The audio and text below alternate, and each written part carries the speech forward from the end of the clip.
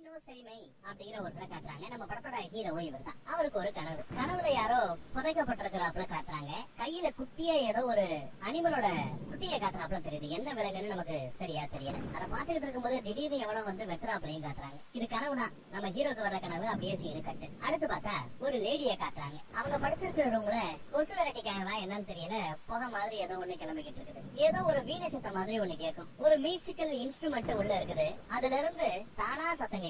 ஏதோ அப்படியே ஜொலிக்கிறாப்புல காட்டுறாங்க. அது கூற வர அந்த ஜொலிப்பு மேல போகும். இங்க இருந்து ஒரு 5 கிலோமீட்டர் தூரத்துல, இப்ப நம்ம பார்த்தோம்ல அந்த அம்மா வீட்டுல இருந்து ஒரு 5 கிலோமீட்டர் தூரத்துலதான் 1000 வருஷத்துக்கு முன்னாடி நடக்கிற இந்த கதையில அந்த நாட்டோட அரண்மனை பேலஸ் இருக்குது. பேரரசர் அந்த அரண்மனையில பேலஸ் தான் இருப்பாராம். அந்த நாட்டுக்கான சட்டம் என்ன, பாலிசி என்னங்கறதெல்லாம் அவரோட ஒப்புதலுக்கு பேருதான் பிறகுதான் சட்டமாகும். ஆனா தனியால அவரால ஆட்சியெல்லாம் அமைச்சிட முடியாது. அவருக்கு ஆலோசனை சொல்ல அரசாங்கத்தை நடத்த நிறைய பேரு தேவைப்படுறாங்க. அவங்களுக்கு பேருதான் இன் யாங் மாஸ்டர்ஸ். அரசாங்க வேலைக்கான ஆட்கள் படிச்சு தேறி வரணும். அந்த படிப்பை சொல்லிக் கொடுக்கறதுக்காகவே ஸ்கூலையே அரசாங்கம் நடத்துது. அங்க வந்து படிக்கிற பசங்களுக்கு நாம எப்படி ப்ரீகேஜில இருந்து இப்ப ஆரம்பிக்கிறோம். ஒரு காலத்துல 1/2 கிளாஸ் 1ஆம் கிளாஸ் ஆரம்பிச்சோம். இவங்க அப்பரண்டைஸ் அப்படின்னு ஆரம்பிக்கிறாங்க. நம்ம வடிவேலு செயல சொல்றதா இருந்தா அப்பரசண்டிங்க. அந்த ஸ்கூலோட கல்வி தகுதியில கீழே இருக்கிறவங்க தான் அப்பரசண்டிங்கன்னு வாங்கலாம். இந்த படிப்பு படிச்சு அப்பரசண்டிய ஆரம்பிச்சு அடுத்தடுத்த லெவலுக்கு முன்னேறி போலாம். இன்யாங் மாஸ்டர் ஆகலாம். ஆனா இதெல்லாம் படிக்காம சாதாரண சிவில் வேலையாள்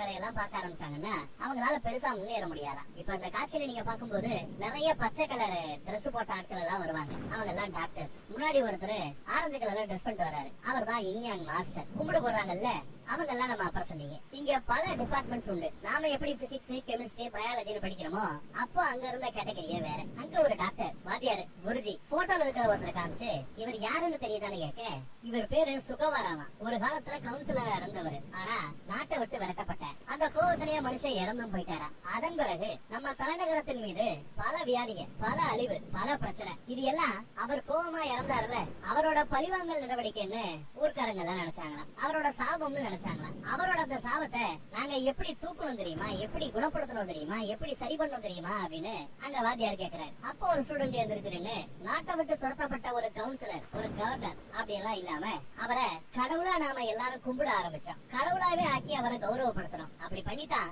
அவரோட கோபத்தை அடக்கி அந்த பிரச்சனையில இருந்து வெளியில வந்ததா ஒரு அப்பரசண்டி எடுத்து சொல்றான். இப்படி சாபத்தை எடுக்கிற வேலையத்தான் நாம பண்ணணும்னு இங்கே இவர் எடுத்து சொல்லிக்கிட்டு இருக்கிறார். அதை பண்றவங்க தான் இன்யாங் மாஸ்டர்ஸ் வேற சொல்றேன். அடுத்து பார்த்தா இன்னொரு கிளாஸ்ல இருக்கிறதுலயே ரொம்ப கொடுமையான விஷத்தை எப்படி தயாரிக்கிறதுன்னு ஒரு அப்பரசண்டி கேக்குறான். அதுக்கு வாத்தியாரு ஒரு பாம்பை, விஷம் இருக்கிற ஒரு பூரான, விஷம் இருக்கிற ஒரு சிலந்திய ஸ்பைடரை, தோல்ல விஷம் இருக்கிற ஒரு தவளைய, இது எல்லாத்தையுமே ஒரே பானைக்குள்ள உயிரோட போட்டுறணும், மூடி வச்சிடணும். ஒரு நாளைக்கு பிறகு அதை திறக்கும் போது அந்த நாளுல எது உள்ள உயிரோட இருக்குதோ அதோட விஷம் தான் படு பயங்கரமா இருக்குமா. இப்படி ஒரு வாத்தியார் கிளாஸ் எடுத்துட்டு இருக்கிறார். அடுத்து வேற ஒரு கிளாஸ். இந்த கிளாஸ்ல ஒரு வாத்தியாரு மரத்துல இருந்துதான் நமக்கு விறகு கிடைக்குது. அந்த விறகு எரிக்கப்படும் போது வெறும் சாம்பல் கிடைக்குது. அந்த சாம்பல் மண்ணுக்குள்ள புதஞ்சு புதஞ்சு புதஞ்சு பல ஆயிரம் வருஷத்துக்கு பிறகு அது தனிமங்களாக மெட்டலா நமக்கு திரும்ப கிடைக்குது. கல்லா கரியா தனிமமா கிடைக்கிற அந்த ஐட்டத்துக்குள்ள இருந்து நமக்கு சொட்டு சொட்டா தண்ணி கிடைக்கும். இப்ப கூட பூமியில போர் போட்டு உரிகிறமே அதெல்லாம் கீழே இந்த மாதிரி கற்களுக்கு நடுவுல இருக்கிற தண்ணி தான். அந்த தண்ணி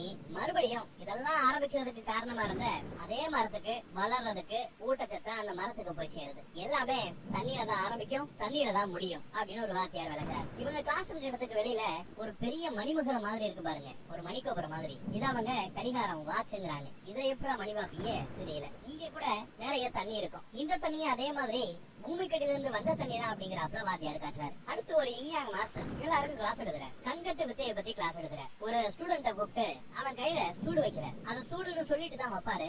ஐயோ எரிதே எரிதேன்னு கத்துவான். அவனை ஒருத்தர் புடிச்சிட்டு இருக்கிற பாருங்களேன், ஊதா சட்டை. அவனை நோட் பண்ணிக்கங்க. அவன் அந்த ஸ்டூடெண்ட புடிச்சுக்க இவர் சூடு வைக்கிறார். அப்புறம் பார்த்தா உண்மையிலேயே அது சூடு கிடையாது, அது ஒரு சாதாரண குச்சி. ஆனா இது சுடக்கூடிய குச்சின்னு சொல்லி வச்சேன். அதை நம்பினா அவன் நம்பினதுனால அவனோட உடம்பு சூட்டுக்கு ரியாக்ட் பண்ணுது. உண்மையிலேயே இந்த குச்சியில சூடே இல்ல அப்படின்னு காட்டுறாரு. அவனை சுயநலவுக்கு திரும்பினதும் ஆமல்ல அப்படிங்கிறப்ப கவனிக்கிறான். கையில இருந்த காயமெல்லாம் மறந்து போகுது. இது ஒரு கண்கட்டு வித்தைன்னு எடுத்து சொல்றேன். இதுதான் எல்லாத்துக்குமான அடிப்படை, மாயத்துக்கான அடிப்படைங்கிற. அப்புறம் எல்லாரும் சாப்பிட்டு இருக்கிற இடத்துல பாருங்களேன், முதுமுதுன்னு நிறைய பேர் உட்கார்ந்துட்டு இருக்காங்க இல்ல, இவங்க எல்லாம் நம்ம அப்பரசண்டிங்க. அடுத்து அந்த ஊதா கலர்ல ஒருத்த மட்டும் தனியா இருக்கான் பாருங்க, அவன் தான் அடுத்த லெவலுக்கு ப்ரமோஷன் வாங்கினவன், லீடர்னு வச்சுக்கோங்களேன். அதான் அடுத்த லெவலுக்கு ப்ரமோஷன் வாங்கினானா மித்த எல்லாரும் மாதிரி வாத்தியார் ஆவான். அவங்க எல்லாம் ப்ளூ கலர் சட்டை போட்டிருப்பாங்க. அதுக்கும் அடுத்து சீனியர் வாத்தியார், அவங்க எல்லாம் பச்சை கலர் ட்ரெஸ் போட்டிருப்பாங்க. அதுக்கும் அடுத்து மாஸ்டர் ஹெச்எம், அவர் தான் அந்த ஆரஞ்சு கலர்ல ட்ரெஸ் பண்ணிருப்பார். இவருக்கும் மேல ஒருத்தர் இருக்கிறாரு, அவரைத்தான் த கிரேட் இங் யாங் மாஸ்டர் அப்படின்னு சொல்லுவாங்க. இப்ப வரைக்கும் அந்த இங் யாங் மாஸ்டருக்கான ஆபீஸ் எம்டியா தான், காலியிடமா தான் கிடக்கிறான். அப்படி தேர்ந்தெடுக்கப்படக்கூடியவர் பேரரசருக்கே ஆலோசனை சொல்லக்கூடிய அளவு தகுதி வாய்ந்தவர், அதிகாரம் வாய்ந்தவர். அங்க படிக்கிற அப்பா சொன்னிகள்லாம் ஏதோ வேலை பார்த்துட்டு இருக்கும்போது நம்ம ஹீரோ பையனை பத்தி தான் ஏதோ பேசிட்டு இருக்காங்க. அவனை பெத்தது அவன் வந்து ஒரு நரிக்கு பிறந்தவனாமே, இப்படி எல்லாம் பேசிட்டு இருக்காங்க. நரிக்கு பிறந்த ஒருத்தன், அதனால அவனுக்கு சக்தி கிடைக்குதுங்கிறாப்ல புரணி. அதே சமயம் நம்ம லீடர் வந்து நிறைய ஒர்க் கொடுக்குறாரு, அசைன்மெண்ட், இந்த ஒர்க் எல்லாம் நீ பண்ணி வைக்கணுங்கிறாரு. மறுபடியும் பார்த்தா நம்ம ஹீரோக்கு அதே மாதிரி ஒரு கனவு. யாரோ ஒருத்தவங்க டெட் பாடி மாதிரி கிடக்குறாங்க, கையில ஒரு அனிமலோட குட்டி இருக்கிறாப்ல இருக்குது. திடீர்னு ஒருத்தன் வந்து வெட்டுறான். இத பத்தி மாஸ்டர் கிட்ட எடுத்து சொல்றாரு இவர், நம்ம ஹீரோ. எப்பயோ நடந்த உன் அப்பா அம்மாவோட சாவை பத்தி தான் நீ கேட்டிருக்க, உன்னோட பேரண்ட்ஸோட சாவை தான் நீ கனவுல பாக்குற.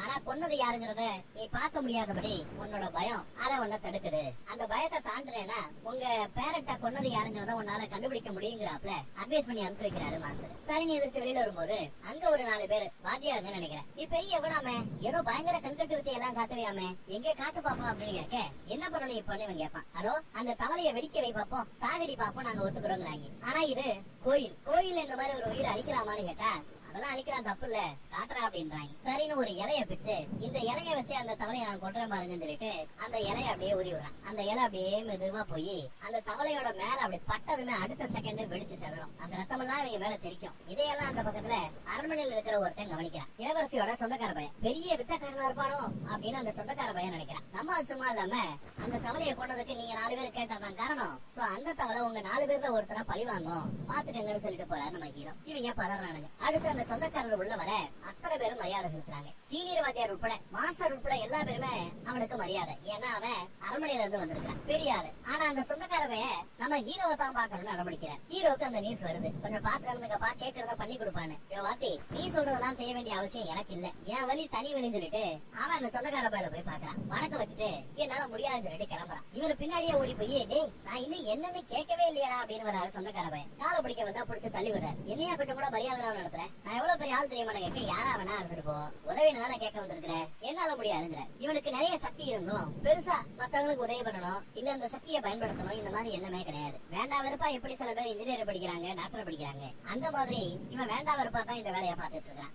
எனக்கு இல்லப்பா, அரண்மனையில இளவரசிக்கு தாப்பா பிரச்சனை, என் சொந்தக்கார பொண்ணுதாப்பா, ஹெல்ப் பண்ணுப்பா அப்படிங்கிறார். அப்புறம் தான் நம்மால அந்த கண்கட்டு வித்தையில சில சாம்பிள்ஸ் இவனுக்கு காட்டுவாரு. உடம்புல எலியை ஏத்தி ஒரு ஆப்ல தெரியும், எலியா அவனை விரட்டுறாப்ல தெரியும். ஆனா அடுத்த நொடி பார்த்தா அது எலி கிடையாது, சாதாரண பை. யோடி பெரிய ஆள் தாயா, கண்டிப்பா இளவரசியை நீதாயா காப்பாத்தணும்னு கையோட கூட்டிட்டு வந்துடுறேன். நம்மளால முன்னாடி உட்கார்ந்து இருக்கிறான், இளவரசி அந்த பக்கம் உட்கார்ந்து இருக்குது. அடிக்கடி கனவுல ஏதோ ஒரு டிராகன் வருதான், ஏதோ தப்பா நடக்க போதுன்னு பயமா இருக்குன்னு எதுக்கு ஒரு வீணை வந்து உடஞ்சு கிடக்குது, நரம்பெல்லாம் அங்கங்க பிஞ்சு போய் கிடக்கும். ஒவ்வொரு நரம்பும் ஒரு டிராகனா வந்து தன்னை பயன்படுத்துறதா சொல்லிட்டு இருக்கிறேன். சரி, நம்மளால என்ன பண்ணலாம் பாக்கலான்னு அன்னைக்கு ராத்திரி காத்திருக்கிறேன். சொந்தக்கார பையன் என்ன நினைக்கிறேன்னு விசாரிப்பான். என்ன அந்த பொண்ணை நீதான் கட்டிக்க போறியான்னு கேட்டா, ஐயோ அந்த தகுதி எனக்கு இல்ல, அவங்க ஸ்டேட்டஸ் என்ன, ஏன் ஸ்டேட்டஸ் என்ன, வாய்ப்பே இல்லைங்கிறான் சொந்தக்கார பையன். பேசிட்டு இருக்கும் போதே நம்ம பையன் சரக்கடிப்பான். சரக்கடிக்காதையா, ராத்திரி உனக்கு வேலை இருக்கு, இளவரசி கத்துனாலும் கத்துவாங்கன்னு சொல்லி முடிக்கல, ஏதோ சத்தம் கேட்குது, ஏதோ கனவு காண்டுகிட்டு இருக்கிற, அந்த கனவோடையே எந்திரிக்கிற, அந்த கனவுக்குள்ளேயே தான் இருக்கிற. இந்த பக்கம் சொந்தக்கார பையன் ஃபர்ஸ்ட் சரக்கடிக்க மாட்டேன்னு சொன்னாலும் அடுத்து நம்ம ஹீரோ கேட்டுக்கிட்டதுனால ஓவரா சரக்கடிக்க ஆரம்பிச்சிட்டான். அப்பதான் அந்த சத்தம் கேட்டிருக்கோம். நம்ம ஹீரோ ஓடியாந்து இந்த பக்கம் பார்த்திருப்பாரு. காலையில ஒரு வீணையை பத்தி பேசினாங்கல்ல, அந்த வீணையில இருந்து தானா சத்தம் வருது. யாரையா இந்த வீணையை இசைக்கிறான்னு கேட்டா, ஏதோ ஒரு அதிர்வின் காரணமா அந்த இன்ஸ்ட்ருமெண்ட் தானா இசைக்குது அப்படிங்கிறப்ப சொல்றாரு நம்ம ஹீரோ. இந்த வைப்ரேஷன் என்னங்கிறது தான் இப்ப நம்ம ஹீரோ கண்டுபிடிக்கணும். பில்டிங் அடியில ஏதாவது இருக்கா அப்படின்னு செக் பண்றாரு. மூடியோட ஒரு பாட்டில் இருந்தா எடுத்துட்டு வா, ஓடுங்கிறாரு. சொந்தக்கார பையில ஓடுறான். இளவரசி இந்த பக்கம் வருவாங்க.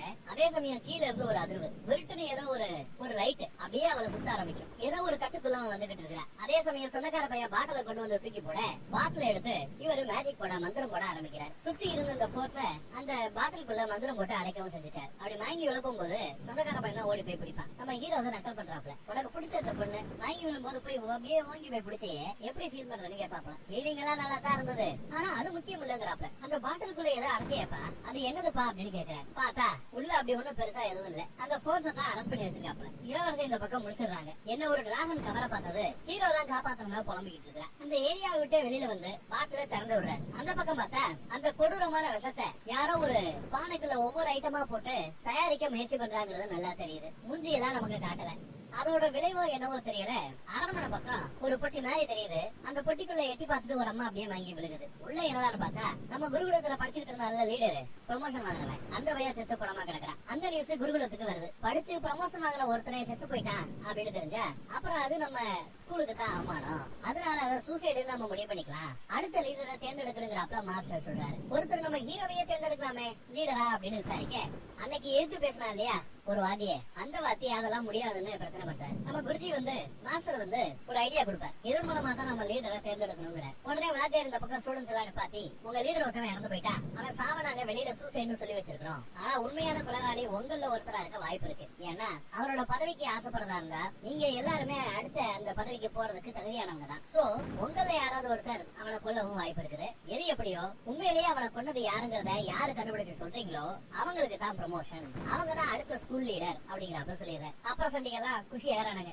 ஆனா இத பத்தி எக்ஸ்பிளைன் பண்ணிட்டு இருக்கும் போதே நம்ம பையன் எந்திரிச்சு வெளியில கிளம்ப ஆரம்பிச்சான். எங்கேயா போறான்னு கேட்டா எனக்கு இந்த ப்ரமோஷன்ல ஆர்வம் இல்லைங்கிறான். ஆர்வம் இல்லையா அப்படின்னு வாத்தி கேட்டா, ஆமா அந்த பதவி கிடைச்சு என்ன ஆயிட போகுது அப்படிங்கிறாப்ல எல்லாம் கேஷுவலா எடுத்துக்கிறாரு நம்ம ஹீரோ. ஏப்பா உனக்கா அங்க ஒரு வாத்தி வாதாடிக்கிட்டு இருக்கிறாரு, நீ என்னப்பா இவ்வளவு பொறுப்பு இல்லாம பேசுறேங்கிறாரு இவர். உனக்கு பிடிக்கிறோ இல்லையோ ஹெச்எம் எல்லாத்துக்குமா இந்த போட்டியை நடத்த சொல்லியிருக்காரு. நீ இந்த போட்டியில கலந்துக்கணும், குற்றவாளியை கண்டுபிடிக்கணும், இது என் உத்தரவுட்டாப்ல. வெளியில வந்தா வெளியில அந்த பாசக்கார வாத்தியாரு, என்னப்பா அது நீ ஒரு இன்யாங் மாஸ்டர் ஆகணும்னு ஆசை இல்லையா, அதுக்கு அப்பர் சண்டீஸ்ல இருந்து அடுத்தடுத்த லெவலுக்கு நீ போனாதானே அது வாய்ப்பு இருக்கு அப்படி அப்படின்னு பேசப்பட்டு இருக்கிறேன். நம்ம ஹீரோ இங்க பாருங்க, இந்த அனாதைக்கு சோறு போட்டது நீங்க, தங்க இடம் கொடுத்தது நீங்க, படிக்க வைக்கணும்னு ஆசைப்பட்டது நீங்க.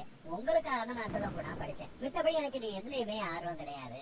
ஒரு கால் வாய்ப்பு இருந்தா என்ன பெத்தவங்களை கொலை பண்ணாங்கல்ல அவங்களை கண்டுபிடிக்கணும், அவ்வளவுதான். மித்தபடி இதுல எனக்கு விருப்பம் இல்ல அப்படின்னு சொல்லிட்டு கிளம்புவான். ஆனா போற வழியில இருந்தாலும் என்னோட வாத்தியாரு உத்தரவு போட்டிருக்கிறாரு, உத்தரவுன்னு வந்துருச்சுன்னா அதை என்னால மீற முடியாது, நான் அந்த கேஸை என்ன ஏதுன்னு விசாரிக்கிறேன்னு சொல்லிட்டு தான் வருவான் வெளியில. அதுக்குள்ள மித்த அப்புறம் சண்டீசிகள்லாம் அந்த பையன் கிணத்துக்குள்ள விழுந்துதான் செத்து போயிருப்பான். நான் கூட ஏதோ பெட்டி மாதிரி இருக்குன்னு சொன்னல, ஆக்சுவலா அது கிணறா, கிணத்துக்குள்ளதான் விழுந்து செத்து போயிருப்பான். அதுவும் அவரோட வீட்டுல. அதனால அந்த வீட்டுக்குள்ள விசாரணை பண்ணணும்னு மித்த அப்புறம் சண்டீசிகள்லாம் வாசல வந்து நின்னா வேலைக்காரர் விரட்டி விடுறாரு. ஒரு பயம் உள்ள போக முடியல. அந்த அப்புறம் சண்டீஸ்ல ஒருத்தன் நம்ம ஸ்கூல்ல ஹெச்எம் முன்னாடி வந்து நின்னு இங்க இருக்கிற எல்லா பேரோட கையெழுத்தையும் நான் செக் பண்ணணுங்கிறான். என்னத்தான் கண்டுபிடிக்க போறான்னு தெரியல இந்த போட்டியால. நம்ம ஹீரோக்கு போட்டியும் தான் தெரியுது. அதே சமயம் அந்த பக்கம் அரண்மனையில நம்ம இளவரசி நான் உன்னை லவ் பண்றேங்கிற மேட்டரை அந்த சொந்தக்கார பைய கிட்ட சொல்லிக்கிட்டு இருக்கிறான். அவனும் உங்க லெவலுங்க ஏன் லெவலுங்க, உங்க தகுதி எங்க ஏன் தகுதி எங்க, அதெல்லாம் நமக்குள்ள செட் ஆகுமா? ஆனா இதெல்லாம் தாண்டி ஒரு கால் செட் ஆகும் அப்படிங்கிற ஒரு சூழல் வந்தா அப்ப நான் தயாரா அப்படின்னு சொல்லி முடிக்கல.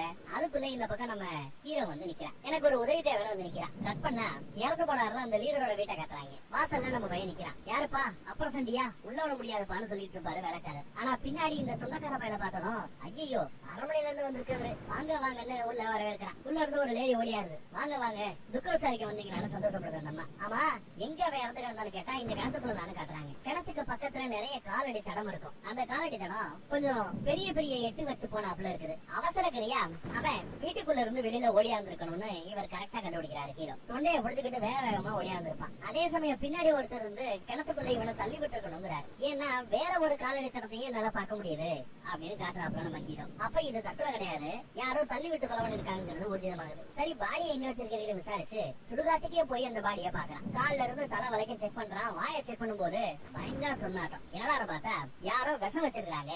அந்த விஷத்தை சாப்பிட்டதுனாலதான் ராத்திரி சமயத்துல அவனுக்கு பயங்கரமா தாகம் எடுத்திருக்குது. தண்ணி குடிக்கிறதுக்காக கிணத்து பக்கம் வந்திருக்கான், புடிச்சு தள்ளி விட்டு இருக்காங்க. இப்படிதான் இவன் கண்டுபிடிக்கிறதுங்க. அதே சமயம் அந்த பக்கம் பார்த்தா லைப்ரரி பக்கம் அந்த கையெழுத்தை செக் பண்ணுறவன் ஏதோ தேடிக்கிட்டு இருக்கான். அப்புறம் நம்ம ஹீரோவும் அங்க வந்து ஏதோ ஒரு புத்தகத்துல தேடிக்கிட்டு இருக்கிறாரு சில விஷயங்களை. இந்த பக்கம் நம்ம சொந்தக்காரர் அவரு ஒரு இசை அறிவிதான் போல. அவரு இசையில அப்படியே நினைச்சுக்கிட்டு இருக்கிறாருன்னு சொல்லலாம். எதுக்க ஒருத்தர் எல்லாரையும் தாண்டி கொஞ்சம் ஒசரமா உட்கார்ந்து இருக்கிறாரு. மேபி அடுத்த பேரரசராக இவர் இருக்கலாம், இல்ல இவரே பேரரசரா கூட இருக்கலாம். ஆனா ஆள் கொஞ்சம் கெத்தா இருக்காரு. மேபி இளவரசரா அரசரா பேரரசரா எதுவும் தெரியல. ஆனா அவரு அந்த பையனை பத்தி எல்லாரும் பேசிட்டு இருக்காங்க. அவன் ஏதோ ஒரு நரிக்கு பிறந்தவனாமே, உண்மையா அப்படின்னு விசாரிக்கிறாரு நம்ம ஹீரோவை பத்தி. ஏங்கயா கேக்குறீங்க அப்படின்னு நம்ம சொந்தக்கார பையன் கேட்டா, இளவரசியோட வீட்டுல இருந்து ஒரு டிராகனையே அடிச்சு வரட்டானாமே, ஒரு பேய் டிராகனை, நீ கூட அங்க இருந்தியாமேன்னு விசாரிக்கிறாரு. விசாரிக்கிறாரு. ஆமா அது உண்மைதாங்கிறான் இவன். கண்டிப்பா நரிக்குதான் பிறந்திருக்கணும்னு சொந்தக்காரன் சொல்றாரு. ஏன்னா ரொம்ப ரூடா நடந்துக்கிறானா. எது ரூடா நடந்துக்கிறாப்லையான்னு இவரு விசாரிக்கிறாரு. அப்படியே கொஞ்சம் தள்ளி எடுக்க பார்த்தா நம்ம ஹெச்எம் உட்கார வச்சிருக்காங்க. அவரு நடந்த இந்த கான்வர்சேஷனை கேட்டு சிரிக்கிறார். அவன் ஒண்ணும் நரி கிடையாது, அவன் சாதாரண மனுஷன் தாங்கிறாரு ஹெச்எம். ஆனா அந்த பையன் சின்ன குழந்தையா இருக்கும் போதே பெத்தவங்கள அந்த பையனோட கண்ணு முன்னாடியே யாரோ கொண்டுட்டாங்க.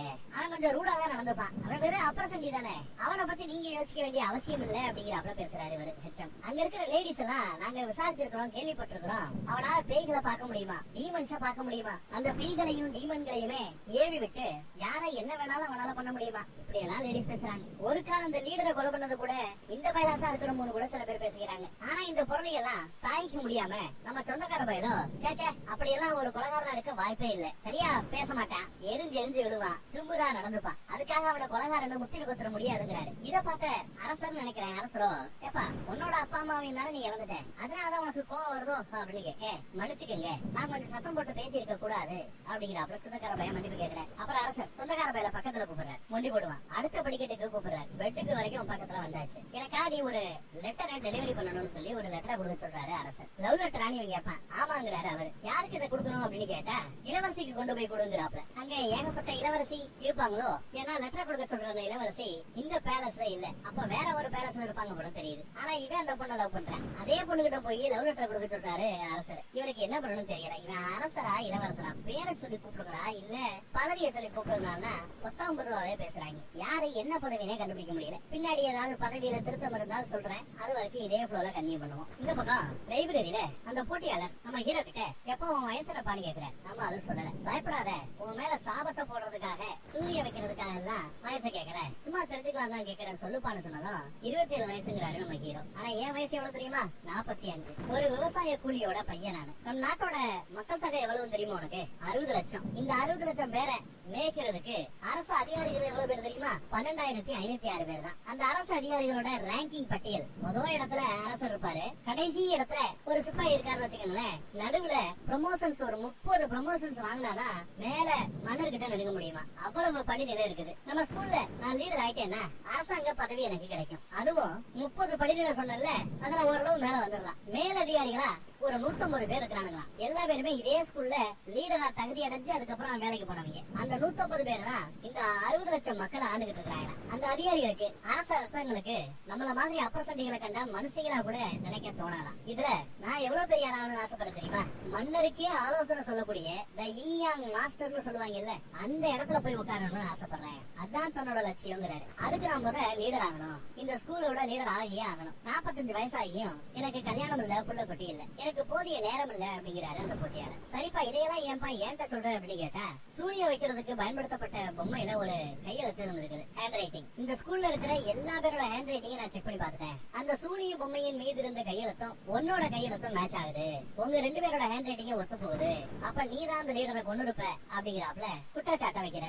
ஆமா 2 கையெழுத்தும் ஒத்து போகுது, ஹேண்ட் ரைட்டிங்ஸ் ஒத்து போகுது, அப்ப நீ தான் அந்த லீடரை கொண்டு இருக்கணுங்கிறாப்ல. வாத்தியாரு இன்னும் சில அப்ரசன்டிஸ்களையும் கையோட கூட்டிட்டு வந்திருக்கிறாரு அரஸ்ட் பண்றதுக்கு, பிடிக்கிறதுக்கு. கட்டி போட்டு விசாரணையும் ஆரம்பமாகுது. லீடர் ஆகுங்கிற நோக்கத்துக்காகத்தானே இதெல்லாம் செஞ்ச அப்படிங்கிறாப்ல கேக்குறாங்க. அப்ரசன்டிஸா இருக்கிற அத்தனை பேருக்கும் அதான் நோக்கம், அதுல ஒண்ணும் தப்பு இல்லையேங்கிறாரு அவரு நம்ம ஹீரோ. சரி லைப்ரரியில எதை சம்பந்தமா நீ படிச்சுட்டு இருந்தேன்னு கேட்டா, பாய்சன்ஸ் விஷம் சம்பந்தமா படிச்சிட்டு இருந்திருக்கேன். ஏன் நான் அதை படிச்சேன்னா, செத்து போன அந்த லீடர் அவன் ஃபர்ஸ்ட் பாய்சன் கொடுக்கப்பட்டு அதன் பிறகு கிணத்தில் தள்ளப்பட்டு செத்து போய் கிடந்தான். சோ பாய்சனை பத்தி படிச்சதா சொல்றேன். அதெல்லாம் உனக்கு எப்படி தெரியுது கேட்டா, நானே பர்சனலா போய் அந்த பாடியை இன்ஸ்பெக்ட் பண்ணேன் அப்படின்னு சொல்றான். இதை கேட்டதும் மித்த ஸ்டூடெண்ட்ஸ் எல்லாம் விலையை ஓடுறானுங்க, அன்கீடா இருக்கிறதா சொல்றாங்க, அசுத்தமா இருக்கிறாங்கிறாங்க. அந்த போட்டியாளரோ ஹேண்ட் ரைட்டிங் ஒத்து போறத காரணம் காட்டி இவன் தான் குற்றவாளிங்கிறாரு. ஆனா நான் பண்ணலங்கிறாப்ல. அப்ப வேற யாரு பண்ணான்னு கேட்டா, இதோ என்ன பிடிச்சு கொண்டு வந்து கொடுத்தாரு இந்த போட்டியாளர் கூட பண்ணி இருக்கலாங்கிறாப்ல. 45 வயசாயிடுச்சு, இன்னும் பெருசா எதையும் சாதிக்கல, வளரணுங்கிற வெறி, இது ஒரு நல்ல வாய்ப்பு. சோ ஏன் மேல பலி போட்டு நீ அந்த லீடர் பதவி எடுத்துக்கலான்னு பாக்குற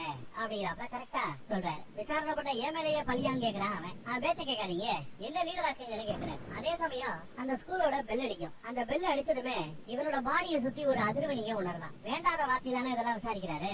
விசாரணை முடியறவரை இந்த வயல பிடிச்சே வைங்க, விட்டுறாதீங்கன்னு உத்தரவு போறாரு. பிடிக்காத வார்த்தை. அதே சமயம் நம்ம சொந்தக்காரர் இந்த பக்கம் வராரு. இளவரசியை காணோம் அப்படின்னு வந்து நிக்கிறார், 1க்கு 2 குதிரையோட. அதே சமயம் நம்ம வயல எடுத்துட்டு போக பாக்குறாங்க.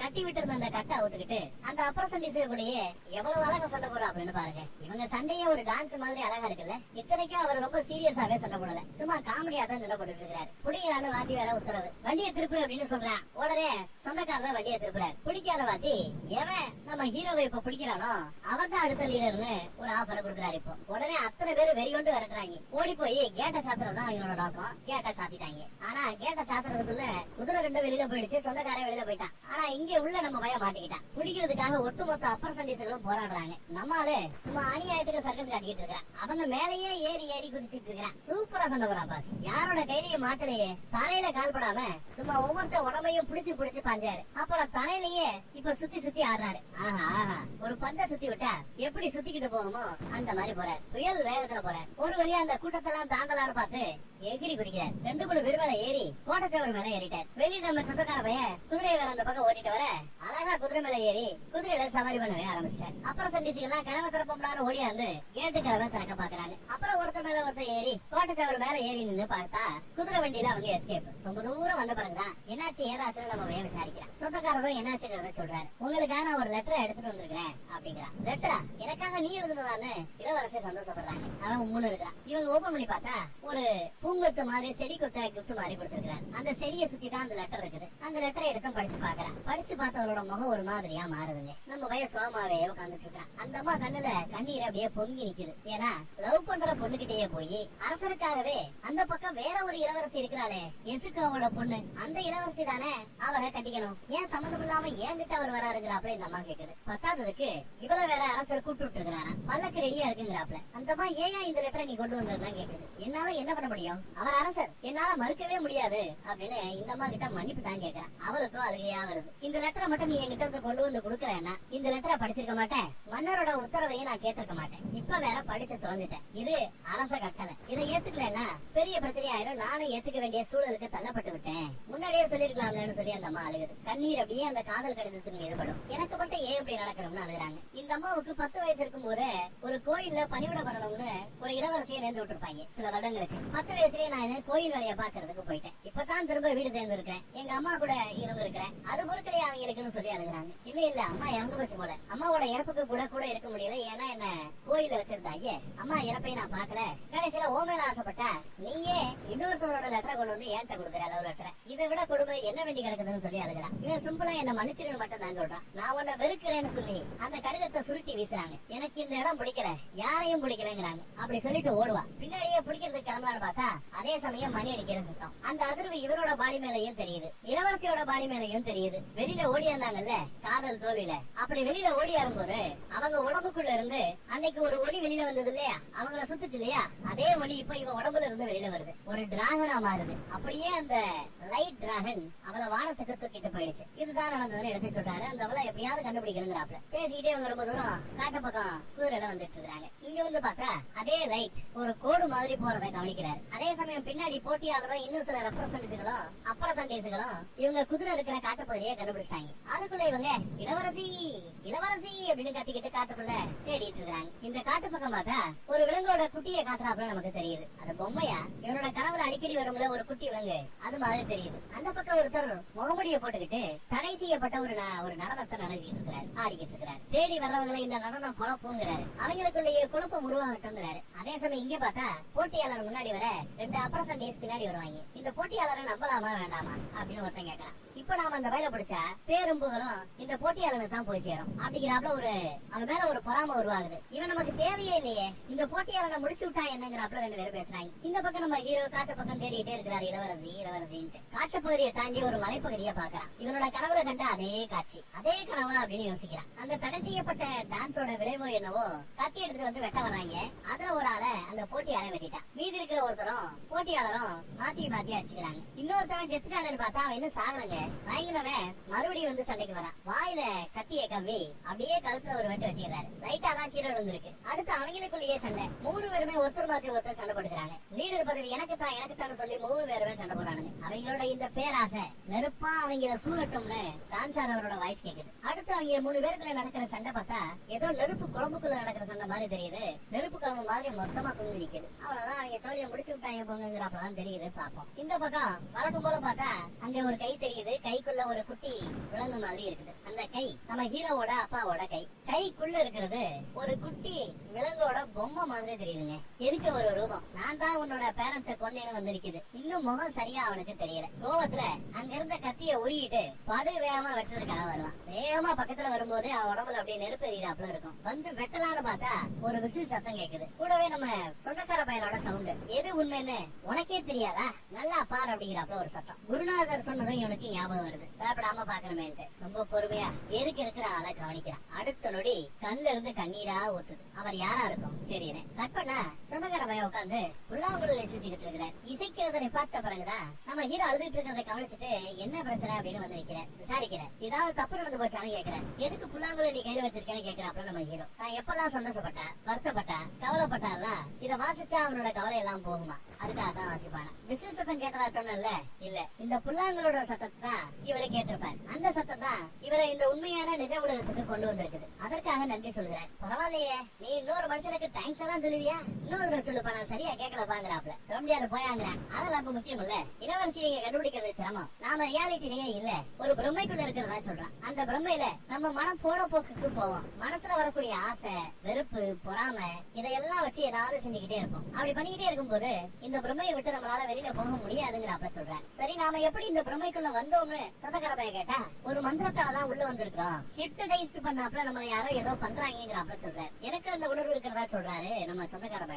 நீயும் நானும் இந்த பிரம்மையில எப்படி ஒன்னா இருக்கிறோம், ஏன்னா மனசளவுல நாம ஒன்றிணைந்து இருக்கிறோம். அதே மாதிரி அந்த இளவரசிய மனசளவுல நம்மளோட ஜாயின் பண்ணும்போது ஏதாவது ஒரு க்ளூ கிடைக்கும். அவளோட கம்யூனிகேட் பண்ண முடியுமான்னு பாப்போங்கிறாப்ல. அப்படி அவளோட நம்ம பிளண்ட் ஆகணும்னா, கம்யூனிகேட் பண்ணோம்னா, அவளுக்கு ரொம்ப பிடிச்ச உன்னோட இந்த புல்லாங்குழல், இந்த புல்லாங்குழலோட இசை, இதுதான் நாம 3 பேரையும் ஒன்றிணைக்க போறதுங்கிறாப்ல நம்ம ஹீரோ சொல்றாரு. உடனே இவனும் புல்லாங்குழல் எடுத்து அப்படியே வாசிக்க ஆரம்பிக்கிறான். பார்த்தா மறுபடியும் பிரமைக்குள்ளேயே அந்த இளவரசிய மீட் பண்றாப்ல ஃபீல் பண்றான். இளவரசியை கூப்பிட்டா அந்த அம்மா கண்டுக்காம அந்த மியூசிக்கல் இன்ஸ்ட்ருமெண்ட் ஏன் ஓடிட்டு இருக்குது, அந்த நிப்பாட்டி என்னன்னு விசாரிச்சா அப்பயும் ஏன் அந்த லெட்டர் கொடுக்கறதா கேக்குது. மன்னரோட கட்டளை, அரச கட்டளைன்னு சொன்னா இல்ல, உண்மையிலேயே உனக்கு என்ன பிடிக்கல, அதான் உண்மைங்கிறாப்ல சொல்றேன். இல்ல அது உண்மை இல்ல, நான் உண்மையிலேயே உன்னை மனசார நேசிக்கிறேங்கிறத, ஆனா நானும் அதிகார வரம்புல எங்கேயோ ஒரு மூலையில இருக்கிறவன், உங்களை மாதிரியா அப்படிங்கிறாப்ல கேக்குறான். ஏன் நீங்க கொஞ்சம் கீழே இருந்தா என்ன அப்படின்னு கேக்குறா இவன். அரச கட்டளையா மட்டும் இல்லாம இருந்திருந்தா, எனக்கு கொஞ்சம் தைரியம் இருந்திருந்தா உன்னை இழுத்துக்கிட்டு எங்கேயாவது ஓடி போயிருப்பா. நிஜம் தாங்கிறான். ஆனா என் கூட இருக்கிறத விட அரசர் கூட இருக்கும் போதுதான் நீ சந்தோஷமா இருப்ப, அந்த வாழ்க்கை தான் உனக்கு கரெக்டா இருக்கும் அப்படின்னு சொல்றான். வசதி வாய்ப்பு இருக்கும், ஆனா சந்தோஷம் இருக்காதுன்னு அவ சொல்லுவா. அரசர் கூட நீ ஃபர்ஸ்ட் ஆஃப் ஆல் பழகி பாத்துருக்கியா, முதல்ல பழகிப்ப, அப்புறம் உனக்கு அவர் மேல காதல் வர வாய்ப்பு இருக்குங்கிறான். சந்தோஷமா வாழ பழகிப்ப அப்படிங்கிறான். நான் தனிமையில இருந்தாலும் என்னோட அந்த இசை அது எனக்கு சந்தோஷத்தை கொடுக்கும், நீ தனிமையில இருந்தாலும் உன்னோட இசையும் உனக்கும் சந்தோஷத்தை கொடுக்கும், நீ யார் கூட இருந்தாலும் சந்தோஷமா வாழ பழகிப்ப அப்படிங்கிறாப்ல அட்வைஸ் போடுறாரு. ஆனா அந்த அம்மா ஓடியாந்து நம்ம சொந்தக்கார பையில அப்படியே இறுக்கி கட்டி பிடிக்கிறான். அடுத்த நொடி சுத்தி பனியா இருந்த அந்த பேக்ரவுண்ட் ஒரு வசந்த கால மாதிரி ஃபுல்லா பூக்களால நிறையுது. பல காலமா நான் தனிமையிலேயே இருக்கிறேன், அப்பாவால தனித்து விடப்பட்டவன், அம்மாவை இழந்தவன், தலைமையில வாழ்ந்தவன், ஆனாலும் நான் இந்த சூழலை புரிஞ்சுக்கிறேன். ஆரம்பத்துல இருந்து நான் புரிஞ்சுக்க பழகிக்கிட்டேன் எல்லாம் பேசிட்டு இருக்கும்போது பேக்ரவுண்ட் ஒரு மாதிரியா மாறி பூவா இலையா பூத்து தள்ள ஆரம்பிக்குது. தேங்க்யூ, நன்றி அப்படின்னு சொல்றாங்க. அவரோட கண்ணத்தை அழகா தடவி கொடுத்து இப்ப நான் சந்தோஷமா இருக்கிறேங்கிறாப்ல சொல்றேன். அப்படி ஏக்கி காதல் முத்தமும் கொடுக்கிறேன். மேபி ஒரு குட் பை முத்தமா கூட அது இருக்கலாம். இவனும் ஆசையா கட்டி பிடிப்பான். அடுத்த செகண்ட் பார்த்தா அப்படியே பூவா மாறி காணாம போயிடுவான், பறக்க ஆரம்பிச்சிடறான். இளவரசி இளவரசின்னு எல்லா பக்கமும் கத்திக்கிட்டு இருக்கான். அதே சமயம் நம்ம ஹீரோ இந்த பேரோட பேரை சொல்லி சத்தம் போடுறாரு, ஏதோ தப்பா இருக்குங்கிற. அடுத்த நொடி பார்த்தா இங்கே இருந்து ஒரு போர்ஸ் இந்த பக்கம் வருது. என்னடானா ஒரு டிராகன் ஒரு பெரிய பேரழிவை ஏற்படுத்தி இவங்களை நோக்கி வேகமா வந்துட்டு இருக்குது. ஓடுன்னு சொல்லி 2 பேரும் ஓடுறாங்க. டிராகன் விடுறாப்ல தெரியல, விரட்டிக்கிட்டே வருது. பின்னாடி வரவரை ஐயோ காப்பாத்தியா காப்பாத்தியான்னு கத்துறாரு. ஆனாலும் அந்த டிராகன் விடுறாப்ல தெரியல, நாடு விரட்டிக்கிட்டே வருது. நம்மால அந்த ரியாலிட்டியவே பொழப்பாரு. இவங்களோட பில்டிங் இருக்கிற ஏரியா பக்கம் ஓடுறாப்புல அவருக்கு தோணுது. ஆனா அந்த பக்கம் தடை செய்யப்பட்ட அந்த டான்ஸ் ஆடுற மனுஷன் இவங்க ஓடுற அந்த லைன்ல ஒரு கதவை பூட்டை எல்லாம் உருவாக்கிறார். வந்து மோதுற அந்த போர்ஸ்ல கதவு தானா திறக்குது. ஆனா 7 புள்ளி கொண்ட ஒரு தற்காப்பு வளையத்தை அவர் உருவாக்குறாரு. ஆனா அந்த டிராகன் வந்து மோதுன அந்த வேகத்துலதான் 2 பேரும் உள்ள வந்து விழுந்தாங்க. பின்னாடி டிராகன் டிராகன் மோதும் போது டிராகனை பார்த்தாப்புல கையை விட்டுருப்பான் போல அந்த சொந்தக்கார பயவுல கையெல்லாம் கரிய போச்சு. இந்த கையை வச்சு என்னால இசைக்க முடியாதே, புல்லாங்குழல் இசைக்க முடியாதேன்னு சொல்லி அழுகிறான். நான் சத்தியம் பண்றேன் உன்னால மறுபடியும் இசைக்க முடியுங்கிறாப்ல நம்ம ஹீரோ சத்தியம் பண்றாரு. அவனும் நான் உன்னை நம்புறேன்னு சொல்லிட்டு அப்படியே வாங்கிடுறான். மேல பார்த்தா அந்த பாதுகாப்பு வளையத்தை உடைக்கிறதுக்கு அந்த டிராகன் முயற்சி பண்ணிட்டு இருக்குது. ஒரு கட்டத்துல உடைச்சுக்கிட்டு உள்ளேயும் வருது. உடைச்சு உள்ள வந்த அந்த டிராகன் இவரை நெருங்கும் போது நம்மால ஏதோ டிராகன்களுக்கான மந்திரத்தை ஒண்ண சொல்லிட்டு இருக்காரு. நெருப்பை சமாளிக்கணும்னா அது நீரால மட்டும் தான் முடியும். மந்திரம் போட்டு தண்ணியில எகிரி குதிக்க தண்ணியாலேயே இவர் ஒரு டிராகனை உருவாக்குறார். அந்த தண்ணி டிராகன் அந்த நெருப்பு டிராகனை அப்படியே அணைச்சிட்டு வானத்தை நோக்கி பறந்து போயிட்டே இருக்குது. இந்த தடை செய்யப்பட்ட நடனத்தை ஆடிக்கிட்டு இருக்கிறது யாரு அப்படின்னு பார்த்தா அந்த பிடிக்காத வாத்தி. அவன் மாதிரிதான் தெரியுது. இது சாத்தியமே இல்லையே, இது எப்படி சாத்தியம்னு புலம்பிட்டு இருப்பான். வந்த அந்த தண்ணி டிராகனை அப்படியே அவனை முழுங்கிட்டது. ஆளோட சோழி முடிஞ்சிருச்சுன்னு நினைக்கிறேன். மனப்பெருமையில இருந்தது அப்புறம் வெளியில வரான். பார்த்தா நம்ம இளவரசியோட மடியில தான் கிடக்குறான். நீ நடப்புக்கு வந்துட்டேன்னு அந்த அம்மா உசி போடுது. உடனே முன்னாடி போட்டு முண்டி போட்டு மரியாதை உட்காந்துக்கிறான். இந்த பிரம்மையில இருந்து நான் கத்துக்கிட்டது ஒண்ணு, நாம எங்க இருந்தாலும் யாராலையும் பார்க்க முடியலனாலும் ஒன்னா சந்தோஷமா இருக்க முடியும். மனதாலே காதலிப்போம்னு சொல்லிட்டு அரசர் கூப்பிட்ட அரச கட்டளை ஏத்துக்கிட்டு நான் போறதுக்கு தயாருங்கிறாங்க. ரெண்டு பேரும் ஒருத்தர் புரிஞ்சுக்கிட்டு ஆனந்த கண்ணீரை ஊத்திக்கிட்டு இருக்காங்க. அந்த பக்கம் நம்ம ஹீரோ முழிக்கிறான். பார்த்தா கட்டப்பட்ட நிலைமையிலதான் அவனும் மரபம் அந்த மன பிரமைக்குள்ள இருந்திருக்கான். எதுக்கு இருந்த மத்த அப்பர் சண்டிஸ் எல்லாம் ஒரு மாதிரி கிடக்குறானுங்க. கை கட்ட அவுத்துட்டு நம்ம அதை எந்திரிக்கிறான். அப்பர் சண்டிஸ் எல்லாம் மல்லாந்து கிடக்குறாங்க. எந்திரிச்சு நடந்து வர்றான். வெளியில இருந்த அப்பர் சண்டிஸ் எல்லாம் உள்ள ஒடியாராங்க. வேகமா கோவமா ஹெச்எம் பாக்குறதுக்காக தான் வரான். ஆரஞ்சு கலர் சட்டை. என்னோட பேரண்ட்ஸ கொன்னது யாருங்கிறது எனக்கு தெரிஞ்சு போச்சு. நீங்களா அது அந்த வேண்டாத வாத்தி போட்ட சாவத்துல நீங்க மாட்டிக்கிட்டீங்களாப்ல வந்து நிக்கிறார். ஏன் இப்படி செஞ்சீங்கன்னு கேட்க இந்த காரணத்துல நான் உனக்கு சொல்ல வேண்டிய அவசியம் இல்லைங்கிறாரு அவரு. வெற்றியோ தோல்வியோ இன்னொருத்தர்கிட்ட ஒருத்தர் சொல்லத்தான் ஆசைப்படுவாங்க. ஏன் இப்படி பண்ணீங்கன்னு மறுபடியும் கேட்கலாம். லைட்டா ஒரு பிளாஷ்பேக். ஏன் இவர் இப்படி தப்பான வரைக்கும் போனார்? இந்த பிரம்மையை உருவாக்குனது, ஸ்கூல்ல இருந்த ஆட்கள் எல்லா பேரையுமே ஒரு சாபத்துக்குள்ள தள்ளுனது, இதையெல்லாம் ஏன் அப்படிங்கறதுக்கான காரணத்தை நமக்கு காட்டுறாங்க. அரசர்கிட்ட உங்களுக்கான ஆலோசகர் இங்யாங் மாஸ்டரை நீ ஏன் இன்னும் தேர்ந்தெடுக்கல? விருப்பப்பட்டா நம்ம ஹெச்எம் இருக்கிறாரு, அவரையே நீ உனக்கான ஆலோசகரா தேர்ந்தெடுத்துக்கலாமே, இங்யாங் மாஸ்டரா தேர்ந்தெடுத்துக்கலாமே அப்படின்னு ஒருத்தர் ஆலோசனை கொடுத்தா அதை அரசர் ஏத்துக்காம நம்ம ஹீரோவை பத்தி விசாரிக்கிறார். ஏதோ ஒரு டிராகனையே விரட்டினாமே, அவனை பத்தி நான் கொஞ்சம் தெரிஞ்சுக்கணுங்கிறாப்ல. இதுதான் நம்ம ஹீரோ மேல ஹெச்எம்க்கு பொறாம உருவாக காரணம். இதுல நம்ம வேண்டாத வாத்தி அவர் ஏன் உங்களுக்கு உதவி செஞ்சாருன்னு கேட்டா ரொம்ப ஈஸி. நான் இங்யாங் மாஸ்டர் ஆயிட்டேன்னா, மன்னரோட ஆலோசகர் ஆயிட்டேன்னா, என்னோட ஹெச்எம் பதவி உனக்கு தாங்கிறாப்ல. அந்த வேண்டாத வாத்திய ஈஸியா கன்வின்ஸ் பண்ணிருக்காப்ல இந்த ஹெச்எம், இந்த கிராண்ட் மாஸ்டர். நம்ம லீடரு அவன் குடிக்க வேண்டிய அந்த குளிர்பானத்துல விஷத்தை கலந்தது சாட்சாத் நம்ம வேண்டாத வாத்தி தான். அது தெரியாம அவன் குடிச்சுட்டு ஐயோ தவிக்கிறே தண்ணி வேணுமே சொல்லிட்டு கிணத்த பக்கம் வருவான். அப்ப அவனை பிடிச்சு உள்ள தள்ளி விட்டதோ அதே வேண்டா வாத்தி தான். அப்புறம் அதை ஒரு சூனிய மாதிரி ஒரு சூனிய பொம்மையை வச்சு அந்த சூனிய பொம்மையில நம்ம ஹீரோ மாதிரியே ஹேண்ட் ரைட்டிங்ல அதே மாதிரி எழுதி புதைச்சு வச்சதையும் தான் அந்த வேண்டா வாத்தி தான். எல்லாமே இவனை மாட்ட வைக்கிறதுக்காக. சரி நான் இதெல்லாம் புரிஞ்சுக்கிறேன், ஆனா அந்த இளவரசியை ஏன் நீங்க இந்த ஸ்பெல்லுக்குள்ள கொண்டு வந்தீங்கன்னு விசாரிக்கிறாரு நம்ம ஹீரோ. மத்தவங்கள ஈஸியா நான் என்னோட மனோவசியத்துக்குள்ள கொண்டு வந்துட்டேன், ஆனா உன்னை என்னோட மனோவசியத்துக்குள்ள கொண்டு வர முடியல. இன்னொருத்தர் மூலமா தான் உன்னை மனோவசியப்படுத்தணுங்கிறது எனக்கு நல்லா புரிஞ்சுக்கிட்டேன். அதனாலதான் அந்த இளவரசியை டார்கெட் பண்ணி அவளை மனோவசியத்துக்குள்ள கொண்டு வந்த பிறகு உன்னையும் அந்த சொந்தக்கார பையனையும் ஈஸியா அதோ மணி விஷயத்துக்குள்ள கொண்டு வர முடிஞ்சதா சொல்றாரு. அது மட்டும் இல்லாம ஒரு டயலாக் அடிக்கடி சொல்லுவாங்க பாத்தீங்களா, ஒரு பானைக்குள்ள விஷம் அதிகமா இருக்கிற ஒரு 4 ஐட்டத்தை உள்ள போட்டு அந்த பானையை மூடிடுவாங்க. அதுக்குள்ள கடைசியா வெளியில வரும் பாத்தீங்களா, அது பயங்கர விஷம் கொண்டதா இருக்கும். அந்த மாதிரி வெறுப்புங்கிற விஷத்தை இருக்கிற சிசிய பிள்ளைங்க மேல எல்லாம் ஏவி விட்டு அவங்க எல்லாத்தையுமே ஒரு கற்பனை பானைக்குள்ள போட்டு விட்டாப்ல. அவங்களுக்குள்ள சண்டையை மூட்டி ஒரு மனோவசிய விஷத்தையே உருவாக்கி இருக்கிற அத்தனை பேர்ல மீண்டும் இந்த ஒருத்தன் பானைக்குள்ள போட்ட விஷம் இருக்கிற ஐட்டங்கள்ல ஏதாவது ஒரு உயிரினம் வெளியில வரும் பாத்தீங்களா உயிரோட, அது பயங்கர விஷம் கொண்டதா இருக்கும். அந்த மாதிரி நான் தேர்ந்தெடுத்தவன் தான் நீங்கிறாரு. இந்த வருஷம் மட்டும் இல்ல, இந்த மாதிரி ஒவ்வொரு வருஷமும் தன்னோட வளர்ச்சிக்கு போட்டியா யாரெல்லாம் வருவாங்கன்னு இவர் நினைக்கிறாரோ எல்லா பேரையுமே கொண்டு இருக்கிறாப்ல. ஓ அதுக்காகத்தான் என்னோட பேரண்ட்ஸை நீ கொன்னதா அப்படிங்கிறாப்ல நம்ம ஹீரோ கேக்குறாரு. எஸ், இவங்க பேரண்ட்ஸ கொண்டது சாட்சாத் நம்ம ஹெச்எம் தான். ஏன்னா நம்ம ஹீரோவோட அப்பா ஒரு பிரில்லியன்டான இங்யாங் மாஸ்டரா என்னோட வளர்ச்சிக்கு குறுக்கால வர்றாப்ல தெரிஞ்சது. இந்த ஜோசியம் பாக்குற கலையும் அந்த காலகட்டத்துல இருந்திருக்குது. இதையும் நம்ம ஹெச்எம் பாத்துருக்கிறார். எதிர்காலத்தை கணிக்க முயற்சி பண்ணும்போது நம்ம ஹீரோவோட தோத்து போய் அப்புறம் ஹீரோ தான் மன்னருக்கு ஆலோசகரா இந்த இங்யாங் மாஸ்டரா மாறுவான்னு ஜோசிய சொல்லுது. ஆனா அதை நீ நம்புறதா இருந்தா நீ ஒரு முட்டாளுங்கிறாரு நம்ம ஹெச்எம். நாம எடுக்கிற ஆப்ஷனை பொறுத்து விதி மாறுங்கிறாப்ல. நான் இன்னும் தோற்கப்படவில்லைங்கிறாரு. இன்னும் எனக்கு வாய்ப்பு இருக்குங்கிறாரு. அரசருக்கு ஒரு ஆலோசகரா இன்யாங் மாஸ்டரா மாறுவதற்கான வாய்ப்பு இருக்குங்க சொல்லிட்டு பக்கத்துல வந்து கத்தியால குத்துவாப்ல. பச்சை துரோகம்ல இது. அப்படி குத்தும் போதுதான் தெரியும் அது ஒரு பொம்மைன்னு. நம்ம ஹெச்எம்ஏ மனோவசியத்துக்குள்ள இவ்வளவு நேரம் வச்சிருந்திருக்கிறா நம்ம பையன். என்னோட அப்பா அம்மாவை புதைச்ச இடத்துல ஒரு பொம்மையும் சேர்த்து புதைச்சல, அந்த குட்டி பொம்மை தான் இது. அதை வச்சு அவனை நான் மனோவசியப்படுத்திட்டேங்கிறாப்ல. இல்லையே, அதை இந்நேரம் மக்கி மண்ணா போயிருக்கணுமேங்கிறாரு அவரு. உண்மைதான். ஆனா நான் இந்த பொம்மைய நீ உருவாக்குன அந்த மனோவசிய உலகத்துல இருந்து இப்ப லேட்டஸ்டா கொண்டு வந்ததுங்கிறாப்ல. ரியல் உலகத்துக்கு கொண்டு வந்ததா சொல்றான். இல்ல, அது வாய்ப்பே இல்ல. மனோவசிய மாய உலகத்துக்குள்ள இருந்து நிஜ உலகத்துக்கு எதையும் எடுத்துட்டு வர முடியாதுங்கிறாரு ஹெச்எம். எந்த மனுஷனாலையும் அதை செய்ய முடியாதுங்கிறாரு. ஆனா என்னால முடியும் அப்படின்னு சொல்லி லைட்டா சுண்டி விடுவாப்ல.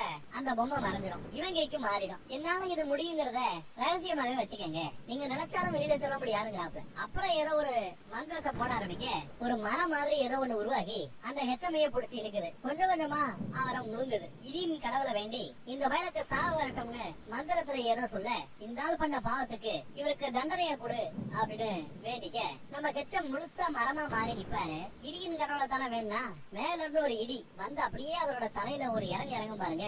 அடுத்த நொடி அப்படியே விழுந்துட்டார். மரமெல்லாம் பொசுகி போச்சு. ஹெச்எம் அப்படியே வீழ்றார். எந்த ஒரு மனுஷனாலும் இதெல்லாம் சாத்தியம் இல்லைன்னு ஹெச்எம் சொன்னார்ல.